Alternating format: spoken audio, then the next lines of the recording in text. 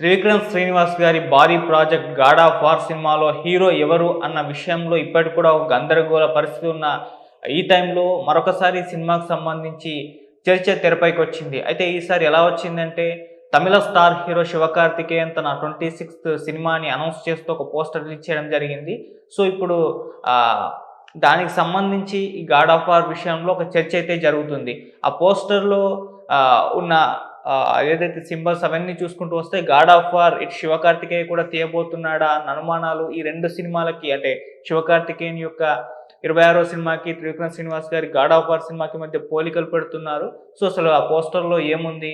మరి అది ఇది 2 సేమ్ కథలా? అసలు 'గాడ్ ఆఫ్ వార్' సినిమాలో మళ్ళీ అల్లు అర్జున్ గారు ఉన్నారా? ఎన్టీఆర్ గారు ఉన్నారా? అనేది ఒకసారి మనం కంప్లీట్‌గా దీనికి సంబంధించి డిస్కస్ చేద్దాం. మనకు తెలిసిందే త్రివిక్రమ్ శ్రీనివాస్ గారు 'గాడ్ ఆఫ్ వార్' అనే సినిమా అనౌన్స్ చేశారు. ఆ సినిమా తీస్తానని చెప్పేశారు.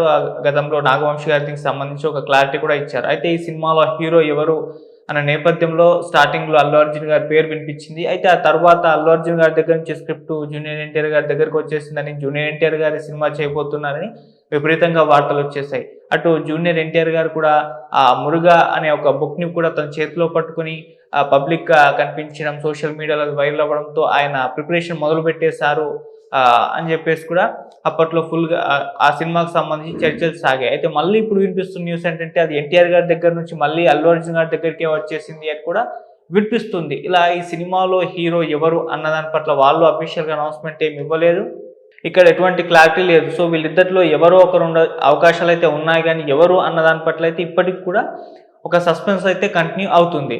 అయితే అటుపక్క అల్లు అర్జున్ గారి లైనప్ చూసుకుంటే లోకేష్ కనకరాజు గారితో సినిమా ఉంది. ఇప్పుడు అట్లీ గారితో సినిమా షూటింగ్ జరుగుతూ ఉంది. ఇంకా బాలీవుడ్ డైరెక్టర్స్ అంటున్నారు. మన సంజయ్ లీలా బన్సాలి కావచ్చు, లేకుంటే దురంధర్ డైరెక్టర్ అయిన ఆదిత్య ధర్ కావచ్చు, వీళ్ళతో సినిమాలు తీయబోతున్నారంటే ఇటువంటి వినిపిస్తూ ఉన్నాయి. సో అవైతే అఫీషియల్‌గా అనౌన్స్‌మెంట్ అయితే కాలేదు. ఇప్పుడైతే అట్లీ గారితో సినిమా అండ్ లోకేష్ కనకరాజు గారితో మూవీస్ మాత్రమైతే ఉన్నాయి. ఇటు పక్క జూనియర్ ఎన్టీఆర్ గారిది చూసుకుంటే ఇప్పుడు ప్రశాంత్ నీల్ గారితో సినిమా నడుస్తుంది. ఇయర్ ఎండింగ్ కల్లా మరి రిలీజ్ అవుతుందో, నెక్స్ట్ రిలీజ్ అవుతుందో చూడాలి. ఆ తర్వాత 'దేవరా 2' కొరటాల శివ గారి డైరెక్షన్‌లో అయితే ఉంది. ఈ 2 ప్రాజెక్ట్స్ మాత్రమే ఉన్నాయి.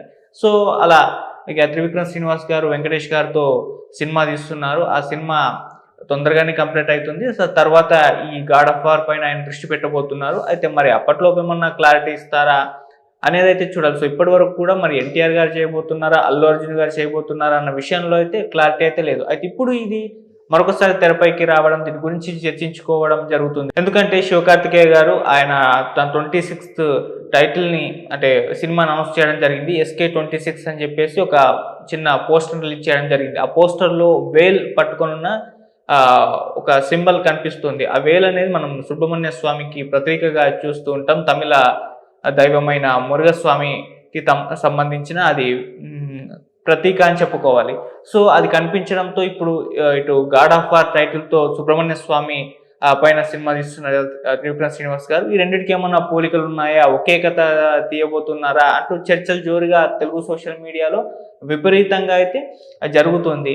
సో మరి అంటే 2 ఒకే కథాంశంతో రాబోతున్నాయా అనేది ఇప్పుడు జరుగుతున్న ఈ చర్చ. ఇటు పక్క హీరో ఎవరు అనే ఒక కన్‌ఫ్యూజన్ నేపథ్యంలో ఇప్పుడు ఇటు శివకార్తికేయన్ గారు ఈ సినిమా అనౌన్స్ చేయడం అనేది ఇప్పుడు కొత్త చర్చకు దారితీయడం చూస్తున్నాం. అయితే సినిమాకి సంబంధించి అటు తమిళ మీడియా కావచ్చు, లేకుంటే అక్కడ విశ్లేషకులు కావచ్చు ఏం చెప్తున్నారు అనేది ఒకసారి చూసుకుంటూ వస్తే ఇది ఒక మదురై నేపథ్యంలో సాగే పీరియాడికల్ గ్రామీణ డ్రామా అని చెప్పేసి చెప్తున్నారు. ఇక్కడ మురుగన్ ఆరాధన కలిగిన ఒక భక్తుడు, ఒక వీరుడు అతను చేసిన పోరాటాన్ని ఎక్కువగా హైలైట్ చేస్తూ ఈ సినిమాని చూపించబోతున్నారని చెప్పేసి చెప్తున్నారు. సో ఇది సుబ్రహ్మణ్య స్వామికి సంబంధించిన కథగానే వచ్చినప్పటికీ ఇది ఒక భక్తుడి కథ, ఒక వీరుడి కథ అని చెప్పేసి ఆ విధంగా ఆ వేలో నడిపే అవకాశాలు కనిపిస్తున్నాయని చెప్తున్నారు.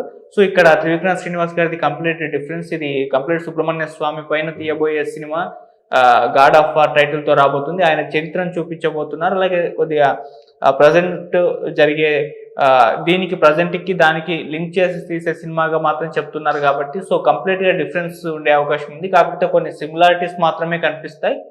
అవి నార్మల్‌గా ఉండే ప్రతి సినిమాకి మధ్య ఏదన్నా ఒకే కథాంశంతో వచ్చినప్పుడు ఉండే సిమిలారిటీసే. సో అంతకు మించి ఇంకేం ఉండదు అన్నట్టుగా చెప్తున్నారు. మామూలుగా అయితే డైరెక్టర్స్ వాళ్ళ ఐడియాలజీస్‌తో వాళ్ళ వాళ్ళ స్టోరీస్ రాసుకుంటూ ఉంటారు.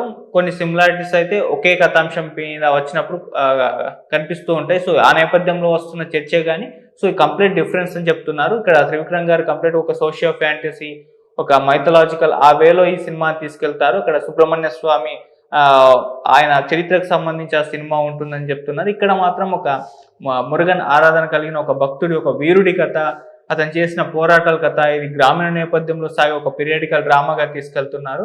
సో, అలా 2 సినిమాలకు మధ్య డిఫరెన్స్ ఉండే అవకాశం అయితే ఉంది. చూద్దాం మరి ఎట్లన్నా శివకార్తికేయన్ గారిది చాలా ఎల్రీగా వచ్చే అవకాశాలుంటాయి. త్రివిక్రమ్ శ్రీనివాస్ గారితో కంపేర్ చేస్తే. ఎందుకంటే అది చాలా భారీ బడ్జెట్‌తో తీస్తున్నారు. ఎక్కువగా వీఎఫ్ఎక్స్ అవసరం అవుతుంది. ఇప్పటికీ హీరో విషయంలో ఒక క్లారిటీ లేదు. సో, అనుకుంటున్న హీరోలిద్దరు కూడా వేరే వేరే ప్రాజెక్ట్స్‌తో బిజీగా ఉన్నారు. అందరూ ఫ్రీ అయ్యి సినిమా పట్టలకి రిలీజ్ కావాలంటే చాలా టైం అయితే పడుతుంది. సో, అప్పట్లోపు శివకార్తికేయన్ గారి సినిమాలు చాలా వేగంగా కంప్లీట్ చేస్తూ ఉంటారు కాబట్టి వచ్చేస్తుంటుంది. చూద్దాం మరి ఎటువంటి కాన్సెప్ట్స్‌తో ఈ సినిమాలు రాబోతున్నాయి, ఎలా ఉండబోతున్నాయి అనేది మనం వెయిట్ చేస్తే గానీ మనకు తెలీదు. Thank you so much.